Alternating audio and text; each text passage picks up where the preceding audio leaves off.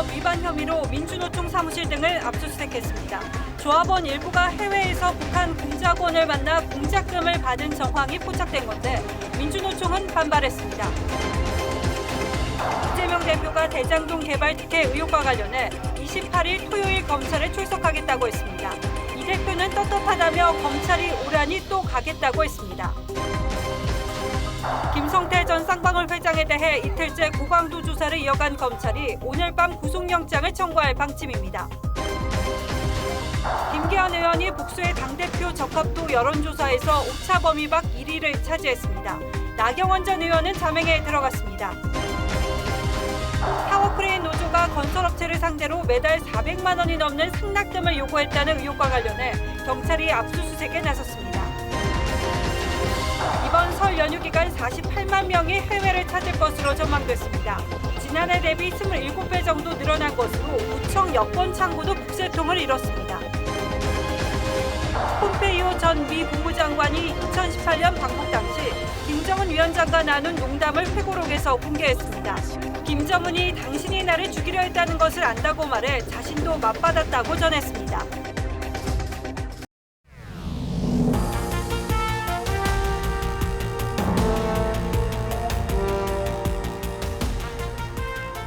시청자 여러분 안녕하십니까? 뉴스9의 신동욱입니다.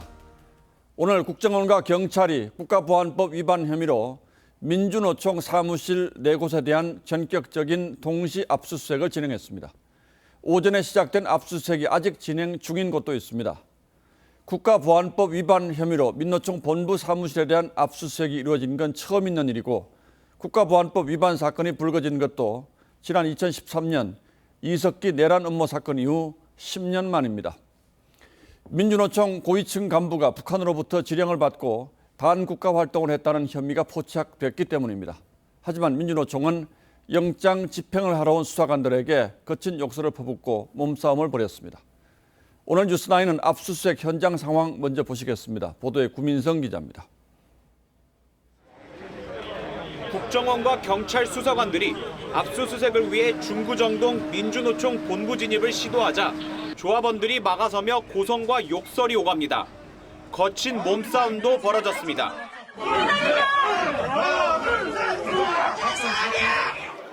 민노총은 압수수색 상황을 유튜브로 생중계했습니다. 이른 아침 기습적으로 압수수색이 시작돼 에어매트가 설치되고 민주노총 사무실로 통하는 모든 입구가 봉쇄됐습니다. 민노총의 반발에 3시간 넘게 대치가 이어졌고 수사관 5명만 들어가는 조건으로 압수수색이 진행됐습니다. 같은 시간 영등포에 위치한 보건의료 노조 사무실, 광주 기아차 노조 사무실, 제주도의 한 쉼터까지 4곳에 대한 압수수색이 진행됐습니다. 민노총 전 현직 간부의 국가보안법 위반 혐의가 포착된 데 따른 겁니다. 진보정당 전직 간부 등이 연루된 제주, 창원 간첩단 의혹 사건과는 다른 사건입니다. 민노총 측은 통상적 압수수색 수준을 넘었다며 반발했습니다. 지금 보시기에도 과하게 이렇게 좀 대응하는 것은 뭔가 좀 의도하는 부분이 있다라고 생각을 하고요. 조합원들도 공안 탄압을 중단하라는 구호를 외치며 피켓 시위를 벌였습니다. TV조선 구민성입니다. 정보당국은 4명의 민노총 전현직 간부가 해외로 나가 북한 공작원과 접촉한 것으로 파악하고 있습니다. 이 가운데 한 국장급 간부는 캄보디아와 베트남에서 북한 공작원을 만나 공작금을 받고 산하 노조의 지하 조직을 만들어 반정부 활동을 한 것으로 판단했다고 합니다. 이들의 구체적인 혐의 내용은 이채현 기자가 취재했습니다. 민주노총 국장급 간부 A씨를 비롯한 4명은 모두 국가보안법 위반 혐의를 받고 있습니다. 압수수색 영장에는 A씨가 2017년 캄보디아, 2019년 베트남에서 북한 문화교류국 공작원을 만나 공작금을 받고 지하 조직 결성 등에 대한 지령을 전달받은 정황이 적시된 것으로 알려졌습니다. 이후 A씨는 한국으로 돌아와 보건의료 노조와 광주 기아차 소속 노조원을 포섭해 하부 조직을 만든 뒤 반정부 활동에 나선 것으로 국정원은 파악했습니다. A씨 외에 다른 3명도 별도로 동남아 국가로 나가 북한 공작원을 접촉한 것으로 전해졌습니다. 앞서 국정원이 수사했던 경남 창원 진주와 제주 지역 간첩단과는 다른 조직이지만 방식은 유사한 것으로 방첩당국은 파악하고 있습니다. 당국은 또 민주노총의 반정부 활동 중 일부가 북한 지령에 따른 것으로 의심하고 있습니다. 지난해 6월 민주노총은 반미 자주 노동자 대회를 열었고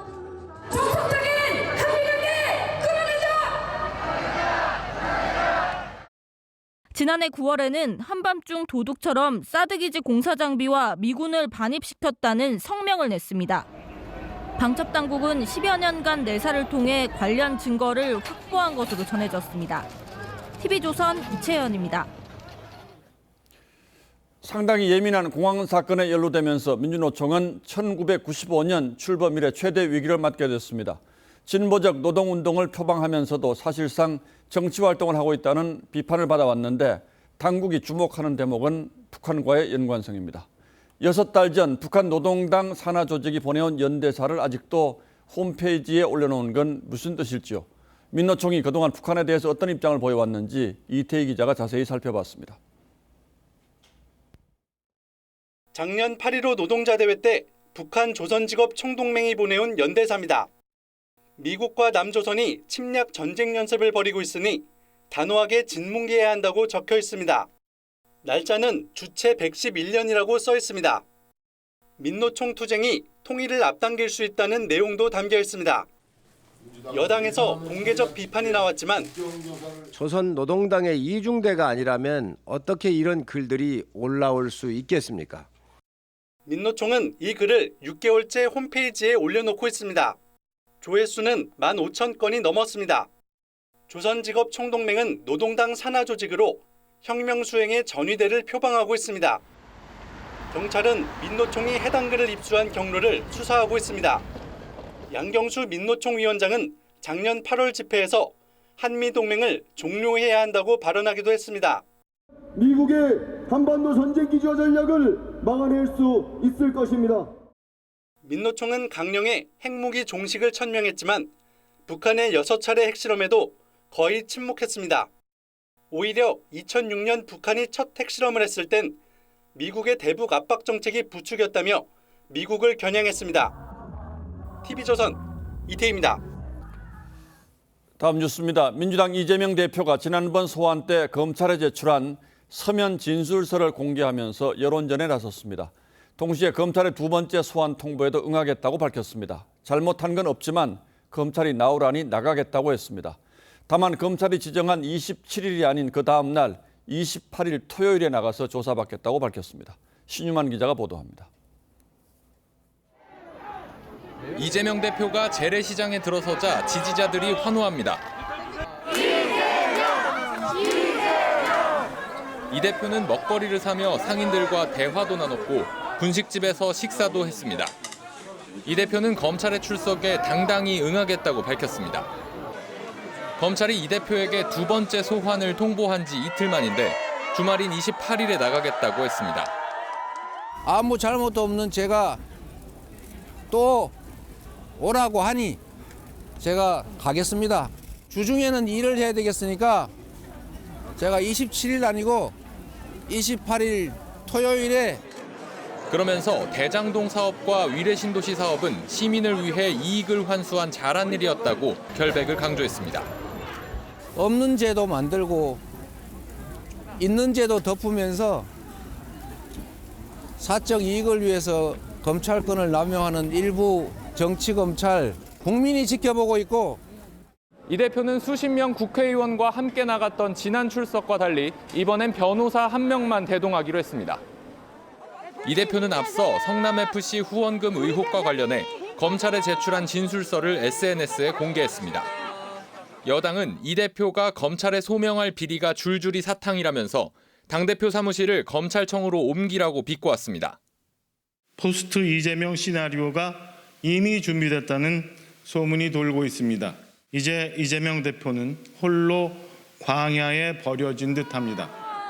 TV조선 신유만입니다. 이재명 대표 변호사비 대납 의혹은 대표적인 게 쌍방울 관련된 것이지만 그 뒤에 드러난 새로운 변호사비 관련 의혹을 저희가 보도해 드린 바 있습니다.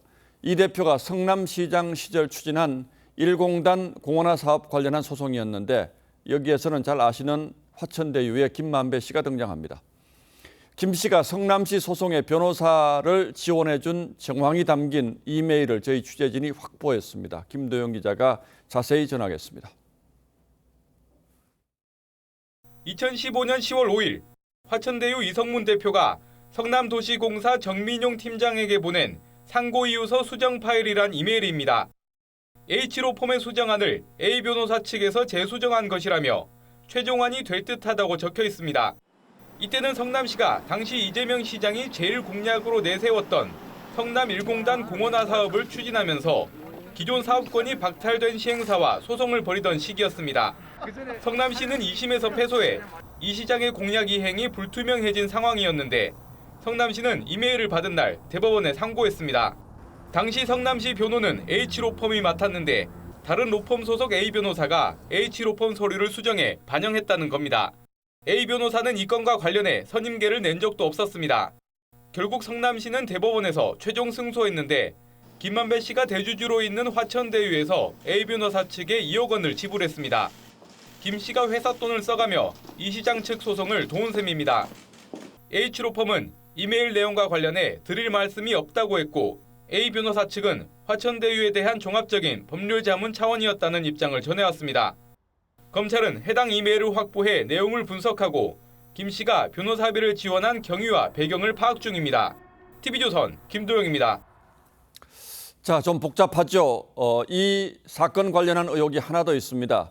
이재명 당시 시장은 성남 1공단 공원화 사업이 송사에 휘말리자 공원화와 대장동을 결합 개발하려던 계획을 전면 수정했습니다. 그리고 대장동 개발을 먼저 하는 분리개발 방식을 했는데 이 사업 방식을 바꾼 게 결과적으로 민간업자들의 이득을 크게 키워줬습니다. 앞선 김도영 기자의 보도에서 보신 변호사비 대납 의혹도 이 연장선에서 이해할 수 있고요. 검찰은 이 대표가 자신의 공약을 이행하기 위해서 민간업자들과 유착했다고 보고 오는 28일 이 대표에게 직접 답을 듣겠다는 입장입니다. 이어서 김보건 기자입니다. 지난 2010년 1공단 전면 공원화를 핵심 공약으로 내걸고 성남시장에 당선된 이재명 대표.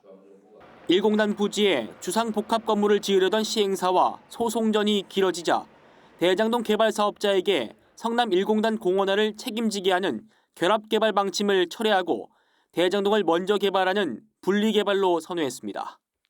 대장동 4인방 중 한 명인 정영학 회계사는 검찰 조사에서 분리개발은 사업 취지와 맞지 않다는 성남시 내부 반대가 있었지만 이재명 시장이 최종 결재했다는 취지로 진술했습니다.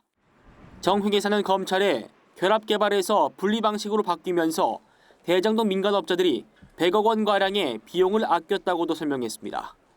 검찰은 이 대표가 정치적 이익을 위해 1공단 공원화 공약을 고수하는 과정에서 대장동 민간업자들의 편의를 봐준 것으로 보고 이 대표를 상대로 개발 방식을 바꾼 경위를 조사할 예정입니다.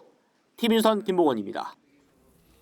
어제 국내로 압송된 김성태 전 쌍방울 회장은 이틀째 검찰 조사를 받고 있습니다.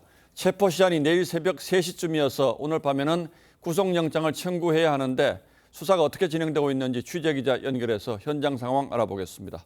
자, 구자영 기자. 네, 수원지검에 나와 있습니다. 자, 김 전 회장이 내일 새벽 3시 전까지는 구속영장을 청구하든가 아니면 풀어주든지 해야 한다는 거죠? 네, 검찰은 아직까지 김성태 전 쌍방울 회장을 조사하고 있습니다. 제 뒤로 보이는 건물의 15층 조사실이 김 전 회장이 조사를 받고 있는 곳인데 보시는 것처럼 늦은 밤에도 환하게 불이 켜져 있습니다. 검찰은 어제 아침 귀국한 김 전 회장을 밤 12시까지 조사했는데요. 오늘도 오전 10시부터 불러 11시간째 고강도 조사를 이어가고 있습니다. 체포 시간이 48시간이어서 종료까지는 대여섯 시간 정도가 남아있는데 검찰은 자정 무렵에나 김 전 회장 구속영장을 청구할 것으로 알려졌습니다. 태국에서 함께 붙잡힌 양선길 현 쌍방울 회장 구속영장도 같이 청구한다는 방침입니다. 김 전 회장이 받는 혐의는 4,500억 원대 배임과 100억 원대 횡령, 그리고 640만 달러에 달하는 대북 송금 의혹입니다. 김 전 회장은 회사 돈을 빼돌린 적이 없다며 혐의를 전반적으로 부인하고 대북 송금도 640만 달러에 훨씬 못 미치는 금액만 송금했다는 입장인 것으로 전해졌습니다. 검찰은 불법 대북 송금 혐의를 영장에 넣을지를 막판까지 고심하고 있습니다. 검찰은 김 전 회장의 신병을 확보하는 대로 이재명 대표 변호사비 대납 의혹에 대한 수사에 집중할 것으로 보입니다. 수원지검에서 TV조선 구장입니다. 나경원 전 의원의 당대표 출마 문제로 불거진 여권의 내부 소란이 점입 가경입니다. 이제 관심은 나 전 의원이 과연 출마를 강행할 것인지 아니면 포기할 것인지에 쏠리고 있는데 당심은 일단 나 전 의원에게 매우 불리하게 돌아가는 걸로 보입니다. 김아림 기자가 오늘 나온 여론조사 결과들을 자세히 살펴봤습니다. 국민의힘 지지층에게 차기 당대표 선호도를 묻자 김기현 의원이 35.5%로 나경원 전 의원을 오차 범위 밖인 13.9%포인트 앞섰습니다. 안철수 의원은 19.9%였습니다. 김 의원은 같은 기관의 20일 전 조사에 비해 지지율이 2배로 뛰었고 나 전 의원은 10%포인트 가까이 급락하면서 순위가 바뀌었습니다. 저에게 굉장히 호의적으로 나타나고 있는 것에 대해서는 국민 여러분들과 당원 동지 여러분들에게 감사 말씀을 드립니다. 겸손하고 낮은 자세로 나 전 의원이 저출산위 부위원장과 기후환경대사에서 전격적으로 해임된 이후 당심이 강하게 움직이고 있다는 분석이 나옵니다.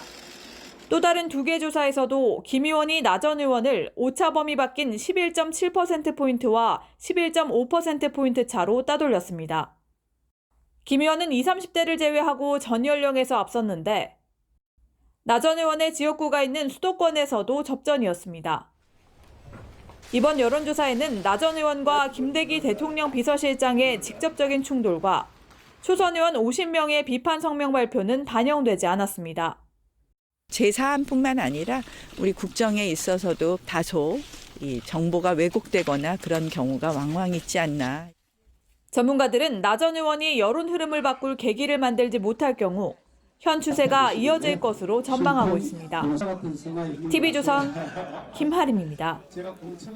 이런 가운데 나경원 전 의원은 오늘 예정됐던 일정을 모두 취소하고 자명에 들어갔습니다. 대통령실이 나서고 연이어 초선 의원들의 집단 성명까지 나오자 일단은 수비 모드로 몸을 낮췄습니다. 하지만 이게 출마 포기를 뜻하는 것인지는 아직 분명치 않습니다. 앞으로 나가기도 뒤로 물러서기도 어려운 상황인데 나 전 의원의 선택지는 어디가 될지 최민식 기자가 여권의 분위기를 취재했습니다. 국민의힘 대전시당 신년인사회에 정진석 비상대책위원장과 함께 대표 출마를 선언한 김기현, 윤상현 의원이 참석했습니다.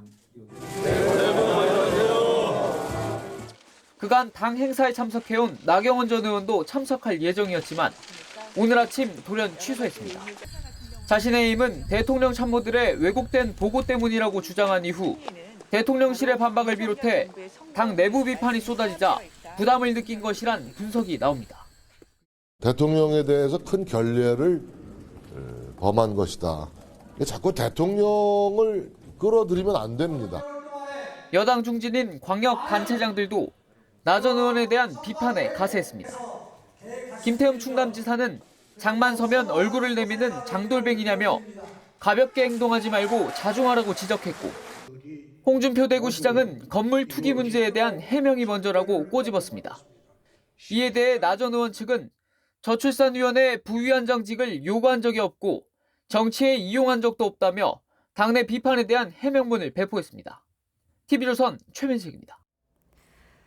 정부가 노동개혁을 국정과제로 꼽았죠. 이 타워크레인 노조가 건설업체를 상대로 매달 400만 원이 넘는 상납금을 요구했다는 의혹과 관련해서 경찰이 노조 사무실 등을 압수수색했습니다. 이 밖에도 건설노조의 불법행위 200여 건에 대해서 형사처벌이 예고됐습니다. 박건우 기자입니다. 민노총 건설노조 타워크레인 광주지회 사무실입니다. 경찰이 압수수색 상자를 들고 나옵니다. 원래비 내용도 포함되어 있습니까? 경찰은 오늘 타워크레인 광주지회 사무실과 노조원 자택 등 11곳을 압수수색했습니다. 지난해 2월 철근 콘크리트 연합회가 타워크레인 노조 측이 원래비를 강요한다며 고소한 것과 관련해 강제 수사에 착수한 겁니다. 400, 500 이렇게 원래비가 지급되다 보니까 이런 부분이 부당하다. 또 우리가 지급에 대한 의무가 없고 이른바 원래비는 건설업체가 타워크레인 기사들에게 담뱃값과 간식비 등의 명목으로 비공식 지급하는 돈입니다. 경찰은 그동안 노조 간부 등 36명을 입건했습니다. 이제 액수가 점점 커지고 월 뭐 한 400만 원 정도 이렇게 더 준다는 것은 관행을 벗어난 거죠. 노조 측은 건설업체가 제기한 원래비 반환 소송에서 불법 상납금이 아닌 상여금 성격이라고 주장하고 있습니다. 한편 한국토지주택공사 LH는 경남 창원의 행복주택 공사 현장에서 불법 행위로 공사를 지연시킨 건설노조에 대해 업무방해, 강요죄 등의 혐의로 경찰에 수사를 의뢰할 방침입니다. LH는 자사가 시공사로 참여한 전국 387개 공사 현장에서 건설 현장 불법 행위를 전수조사한 결과 82개 공구에서 모두 270건의 불법 행위가 발생했다고 밝혔습니다. TV조선 박고루입니다. 가족끼리 한우 한 번 먹는 게 서민에게는 여전히 쉽지 않은 일인데요. 한우 산지 가격 하락세는 심상치 않습니다. 농민들의 극단적 선택으로 이어질 정도입니다. 축산농가는 2중고, 3중고를 호소합니다. 이 늘어나는 대출이자를 버티다 못해서 소를 팔기는 하는데 들인 돈과 공을 생각하면 한참 적자입니다. 한우협회는 집단 행동을 예고했습니다. 윤재민 기자입니다. 경기도 광주에서 소 170두를 키우는 임종선 씨. 최근 산지 경매 가격이 폭락해 손해를 보면서 소를 파는 상황입니다. 최하 400만 원을 줬을 겁니다. 요즘에 사료비가 올해 너무 많이 작년에 많이 올랐잖아요. 500만 원에서 500원 한 50만 원 정도 들을 겁니다. 한우 산지 가격은 지난 2달간 폭락해 주당 700만 원 가까이 떨어진 상태입니다. 한 마리를 팔 때마다 200만 원 가깝게 손해를 보는 셈입니다. 한우 농가들은 농가 운영으로 빚을 진 상황에서 사료값 부담까지 커지면서 버티기 힘들다고 호소합니다. 결국 지난 13일엔 충북 음성과 경북 예천에서 한우 농가를 운영하던 두 농민이 극단적 선택을 했습니다. 하지만 소비자는 한우값 폭락을 체감하지 못합니다. 도축에서 부위별 판매에 이르는 유통 과정에서 가격이 뛰어버리기 때문입니다. 실제 산지 가격은 30% 넘게 떨어졌지만 소비자 가격의 하락폭은 10% 안팎에 그치고 있습니다. 한우값이 떨어져서 사고 싶어도 좀 와보니까 다르더라고요. 그래서 사고 싶은 생각이 별로 나지 않아요. 급기야 한우협회가 정부 차원의 대책 마련을 요구하면서 전국적인 소 반납 투쟁까지 예고했습니다. 우리 축산 농가들이 이제 소를 못 키우니 정부에서 키워라. 뭐 이제 그런 취지죠. 하지만 정부는 시장 가격에 개입하지 않겠다는 입장을 밝혀 한우값 폭락 여파가 상당 기간 지속될 전망입니다. TV조선 윤재민입니다. 물가 상승의 영향으로 서민의 술, 맥주와 막걸리마저 4월부터 가격이 오를 것으로 전망됐습니다. 또 요금이 비싼 비회원제 골프장에는 사치세를 물려서 세금을 내지 않는 저렴한 골프장과는 확실히 구분을 하기로 했습니다. 골프 대중화의 시동을 거는 취지로 해석되는데요. 올해부터 바뀌는 세법 시행령 내용을 배상윤 기자가 전합니다. 설을 앞둔 서울의 한 대형마트. IMF 외환 위기 이후 1,500%대 물가로 걱정이 이만저만이 아닙니다. 뭐 일주일에 장 3번 보는 거 2번 보고 외식을 덜 나가고 집에서 사 먹고 이런 경우는 꽤 있던 것 같아요. 여기에 소득세법 시행령 개정안의 시행에 따라 4월부터는 술에 붙는 세금도 오를 전망입니다. 맥주와 막걸리에 붙는 세율이 올라 맥주는 리터당 30.5원, 막걸리는 리터당 1.5원 인상되는 겁니다. 정부는 규정상 물가의 70%만 반영했다고 하지만 제로비와 인건비 등을 감안한 출고가는 더 오를 수 있습니다. 이렇게 되면 자영업자들도 가격을 올리면서 도미노 인상이 예상됩니다. 표시 안 나게 한 500원, 1000원 정도 이렇게 올랐다 해도 그거 가지고 되지가 않아요. 계속 이렇게 물가가 오르고 하면 올릴 수밖에 없는 그런 상황이죠.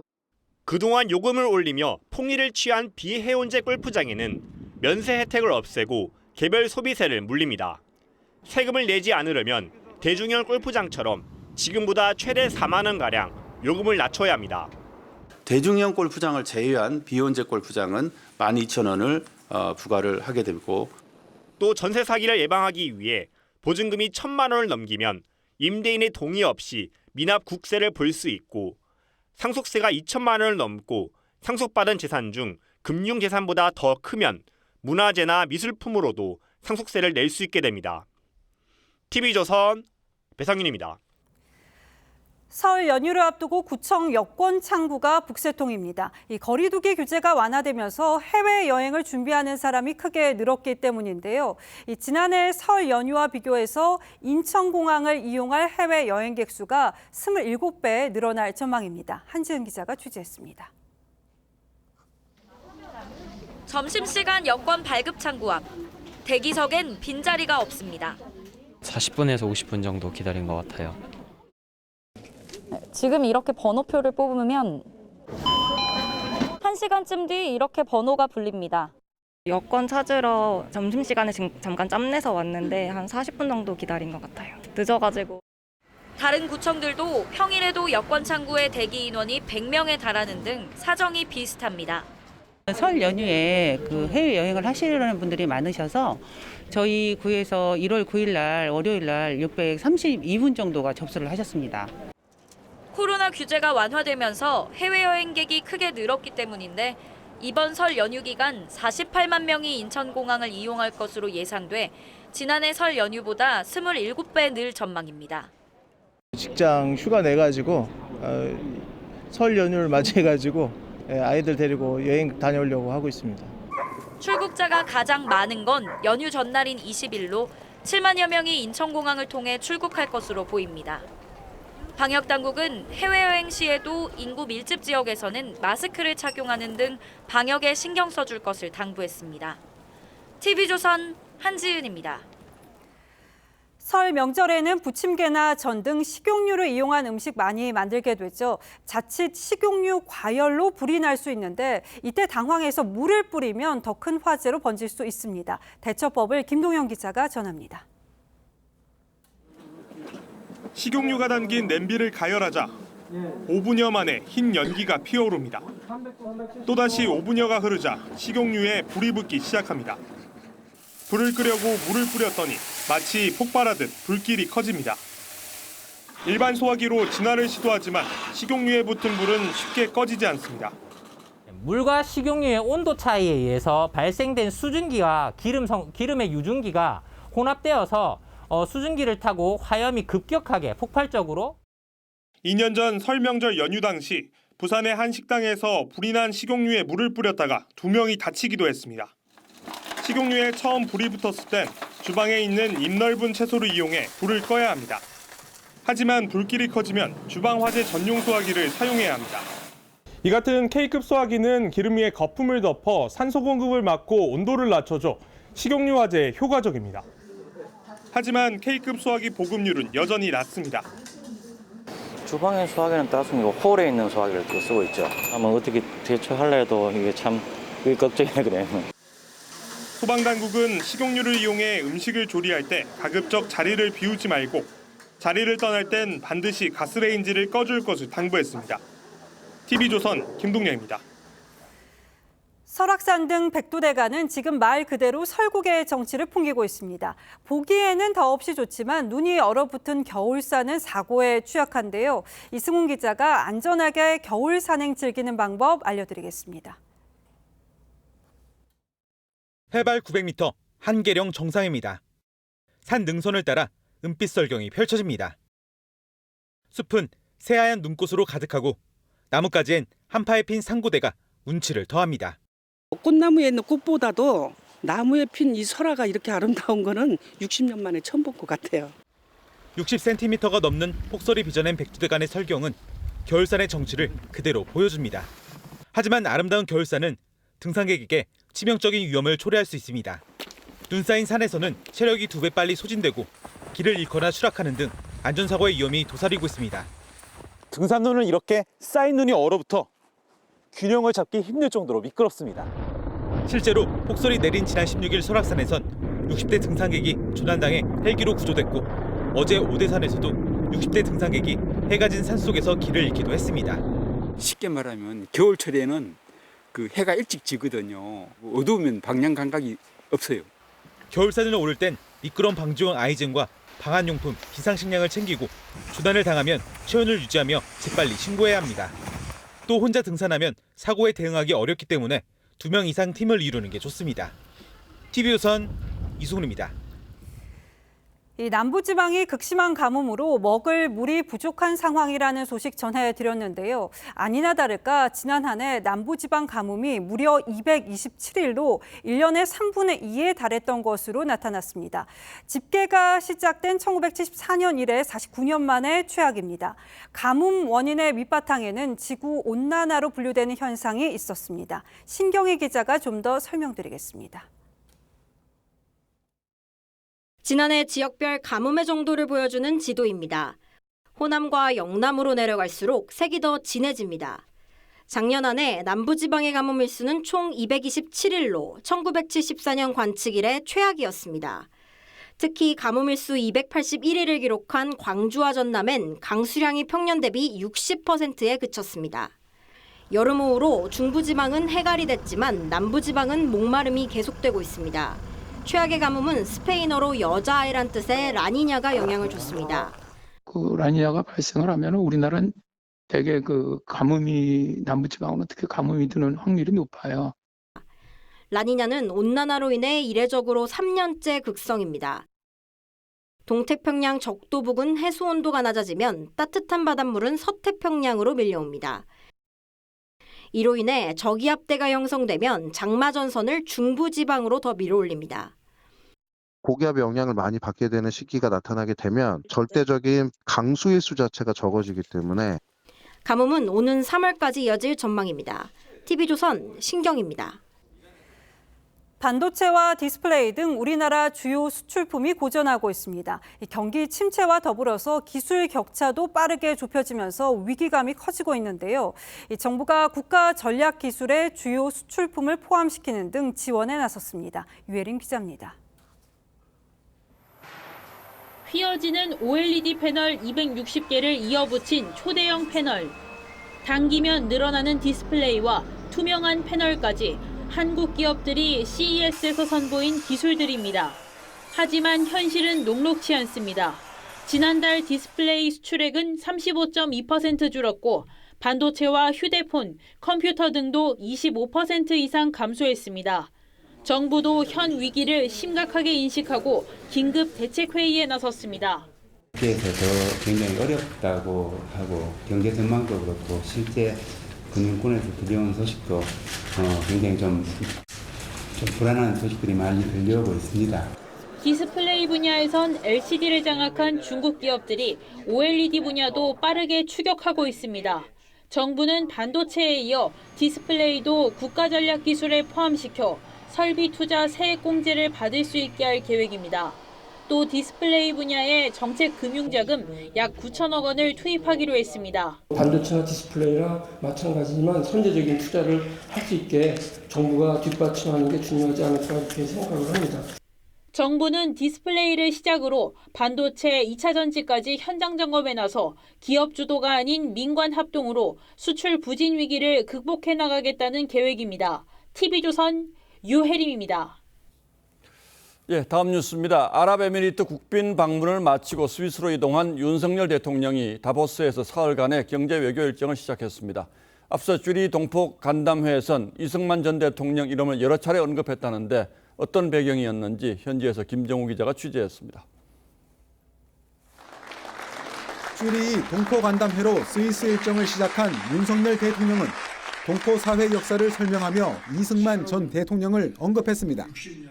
이승만 대통령은 1933년에 제네바를 찾아서 국제사회를 대상으로 대한 독립을 탄원했습니다. 지난해 9월 뉴욕 동포간담회에서 민족의 선각자로 지칭한 데 이어 이승만 독립운동을 강조한 겁니다. 이곳 쥐리히에서 다보스로 이동한 윤 대통령은 글로벌 CEO들과의 만남을 시작으로 다보스 특별연설로 이어지는 경제 외교에 집중할 계획입니다. 가장 주력할 분야는 반도체 공급망 강화로 인텔과 퀄컴 등 글로벌 CEO들과의 오찬 회동에서 미국 주도로 한국, 일본, 대만 4개국이 참여하는 치포 동맹에 대한 언급이 나올 수도 있습니다. 복합위기에 도전해 어떻게 응전하고 구현해낼지 대한민국의 주도적인 역할과 의지를 윤 대통령의 다보스 포럼 특별 연설에서도 반도체 공급망 강화를 위한 협력과 연대가 주요 주제가 될 전망입니다. 2010년 이명박 전 대통령이 한국 정상으론 처음으로 다보스 포럼에 참석했고 2014년 박근혜 전 대통령 이후 9년 만에 윤 대통령이 대면 연설을 하게 됩니다. TV조선 김종우입니다. 감사원이 전현희 국민권익위원장의 근무 태도 문제에 대해서 감사를 벌이는 건 다 아시는 사실입니다. 하지만 전 위원장은 정권이 바뀌자 임기가 있는 기관장을 내쫓기 위해서 감사원이 치사하게 출퇴근까지 문제 삼고 있다고 반발하기도 했죠. 그런데 감사 결과는 좀 충격적입니다. 저희 취재진이 일부 내용을 확인했는데 전 위원장이 세종청사 사무실로 출근한 게 전체 근무일의 5%에 불과하는 것으로 파악됐습니다. 그렇다면 나머지 95%는 어디에 있었다는 얘기인지 이채림 기자가 단독으로 취재했습니다. 감사원은 지난해 7월 전현희 권익위원장의 근태 문제에 대한 내부 제보가 있었다며 감사에 착수했습니다. 권익위원회는 그 내부 제보 사항입니다.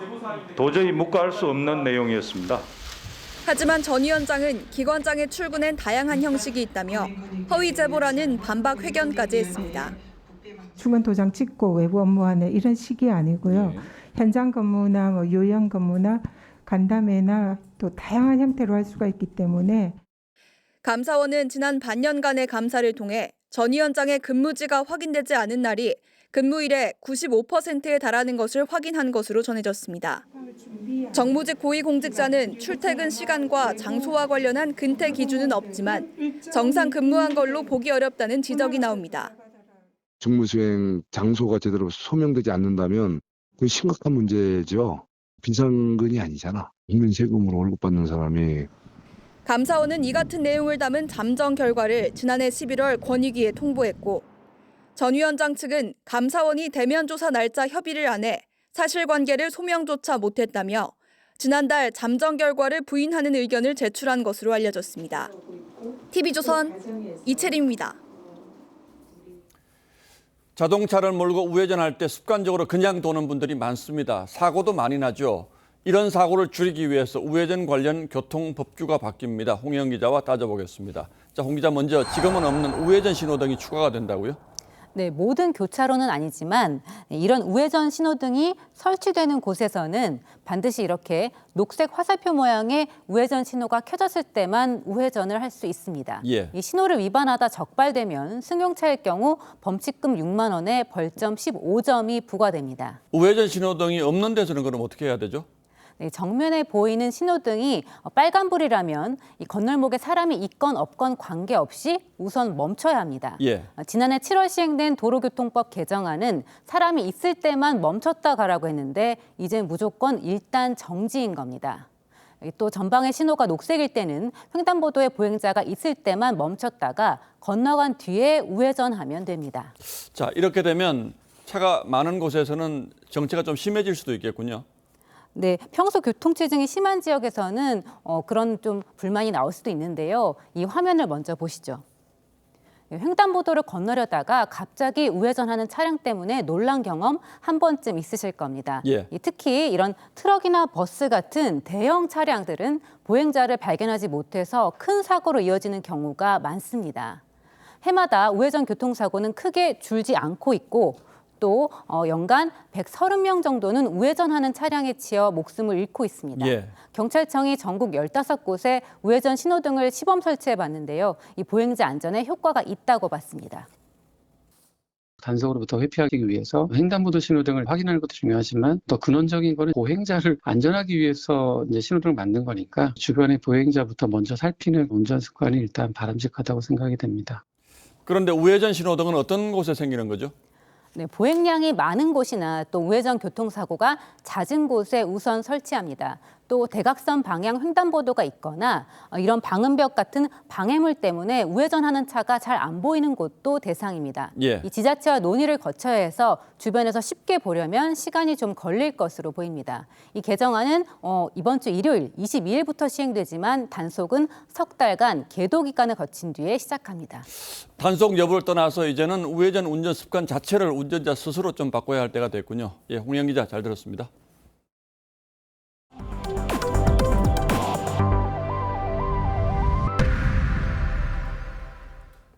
지난 2018년 미북 정상회담 실무자로 김정은 위원장을 만났던 폼페이오 전 국무장관이 회고록 발간을 앞두고 김정은과 나눈 농담을 공개했습니다.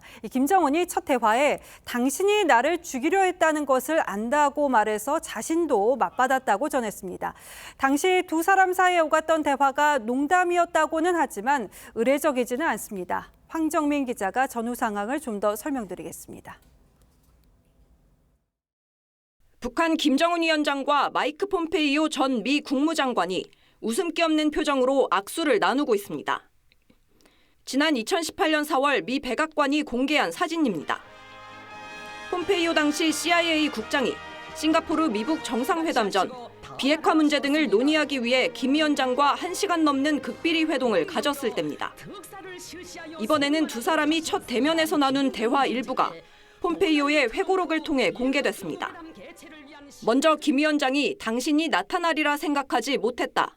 당신이 나를 죽이려 했던 것을 안다는 인사말을 건네자 폼페이오가 나는 여전히 당신을 죽이려 한다고 답했다는 내용입니다. 폼페이오는 김 위원장의 농담에 당황했지만 자신도 농담으로 응대했다고 당시 상황을 전했습니다. 폼페이오는 트럼프 정부 당시 대북 정책을 총괄하며 수차례 평양을 방문했습니다. From the administration's perspective, the most important thing we can do is separate those two, right? Separate capacity and someone who might well have intent. 2024년 공화당 대선 후보로 거론되는 폼페이오의 회고록은 오는 24일 발간됩니다. TV조선 황정민입니다. 우크라이나 수도 키이우 인근 외곽 도시에서 정부 관계자를 태운 헬리콥터가 추락했습니다. 이 내무부 장관과 차관을 포함해서 최소 15명이 숨졌습니다. 러시아의 공격 여부나 추락 원인은 아직 알려지지 않았습니다. 박상준 기자의 보도입니다. 건물이 흉측하게 무너져 내렸고 검은 연기와 화염이 치솟습니다. 곳곳에선 비명과 울음소리도 들립니다. 오늘 우크라이나 수도 키이우 외곽의 브로바리에서 정부 관계자들이 탑승한 헬기가 추락했습니다. 이 사고로 헬기에 타고 있던 데니스 모나스티르스키 내무부 장관과 예브게니 애닌 1처관, 비서실장 등 15명이 숨졌습니다. 사망자의 절반이 넘는 9명이 헬기 탑승자였습니다. 헬기는 유치원이 있는 주거 지역에 추락하면서 어린이 사망자도 발생했습니다. 올렉시 쿨레바 키이우 주지사는 헬리콥터가 주택가에 추락해 인명피해를 키웠다며 어린이 3명도 목숨을 잃었다고 했습니다. 우크라이나 경찰은 현재까지 어린이 15명을 포함해 최소 29명이 다쳤다고 밝혔습니다. 우크라이나 대통령실은 이들이 전쟁이 격화 중인 곳을 방문 중이었다고 했습니다. 현재까지 헬리콥터의 정확한 추락 원인은 밝혀지지 않고 있습니다. 로이터 통신은 우크라이나가 사고 시간대 러시아의 공습 여부를 언급하지 않았다고 설명했습니다. 러시아의 반응도 아직 나오지 않고 있습니다. TV조선 박상준입니다. 제2의 호크니로 불리는 영국 작가 RPK는 올해 전 세계 미술 컬렉터들이 가장 기대하는 작가로 꼽히기도 했는데요. 아시아에서는 처음으로 서울에서 RPK의 개인전이 열리고 있어서 이정민 기자가 담아왔습니다. 해안가의 집 2층에 살짝 보이는 응접실.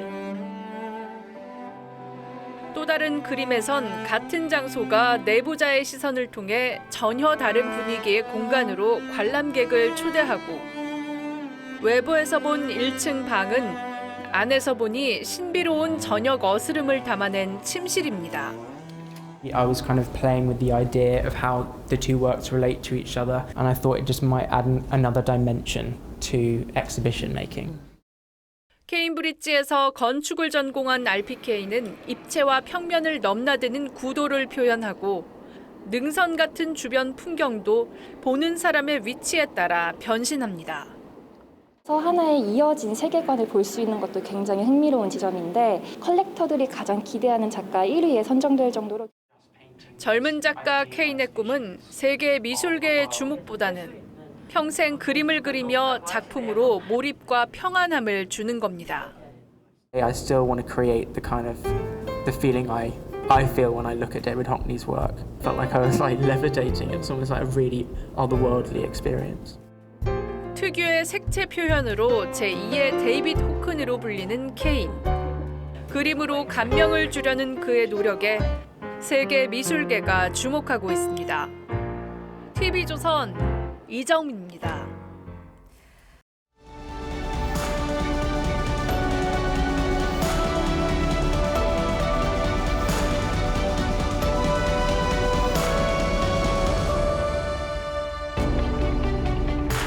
이 10달러 지폐의 주인공 알렉산더 해밀턴은 미국 건국사의 거인입니다.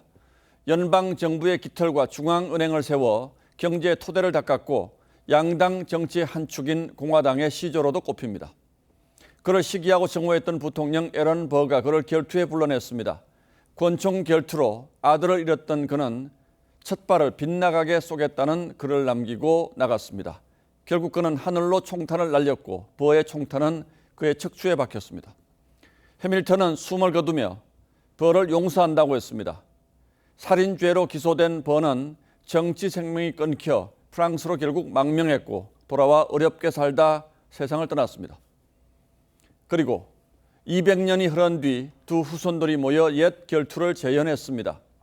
해밀턴 추모 공원에 버의 동판을 바치고 다채로운 행사를 함께했습니다. 오랜 앙금을 용서와 화해로 씻어냈습니다.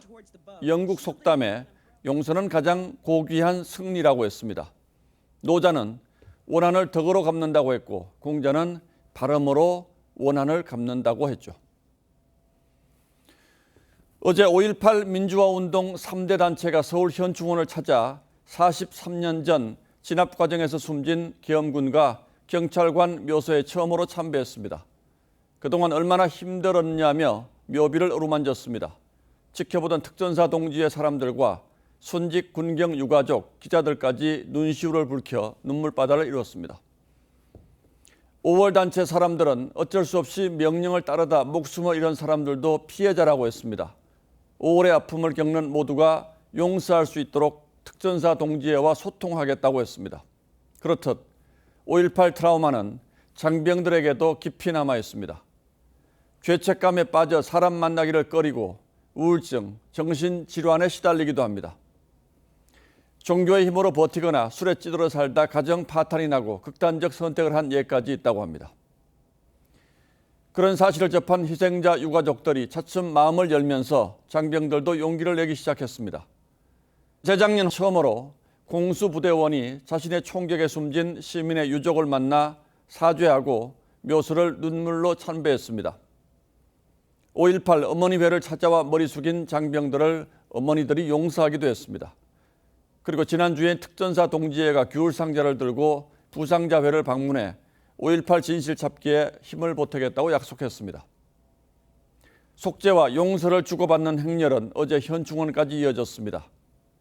상처를 서로 보듬고 치유하고 이겨내는 진실과 화해의 문을 활짝 열어젖혔습니다. 호국 영령과 민주 영령의 슬픔을 함께 풀어가며 국민 대통합의 출발점이 되겠다는 다짐이 깊이 찢긴 우리 사회의 묵직한 울림으로 다가왔습니다.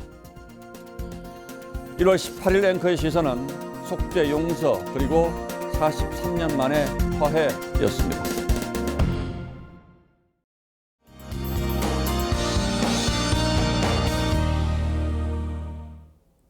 내일은 황사와 눈 소식이 있습니다. 중국발 황사가 우리나라로 유입되고 있는데요. 서쪽 지역을 중심으로 공기가 좋지 않겠고요. 밤이 되면 먼지가 더 심해지겠습니다. 저녁에는 경기와 강원 지역부터 비나 눈이 시작되겠습니다. 이후에는 중부와 남부 일부 지역까지 확대되겠는데요. 강원도에는 최고 5cm까지 쌓일 수 있겠습니다. 빙판길에 사고 나지 않도록 유의하셔야겠습니다. 기온은 오늘보다 더 오르겠는데요. 서울은 아침에 영하 5도에서 시작해 낮에는 영상 5도까지 오르겠습니다. 다만 설 연휴부터는 강력한 한파가 시작되겠는데요. 서울은 영하 10도 이하로 기온이 곤두박질하겠습니다. 연휴 계획에 꼭 참고하시는 게 좋겠습니다. 날씨였습니다. 예, 1월 18일 수요일 뉴스9은 여기서 모두 마치겠습니다. 시청해주신 여러분 고맙습니다.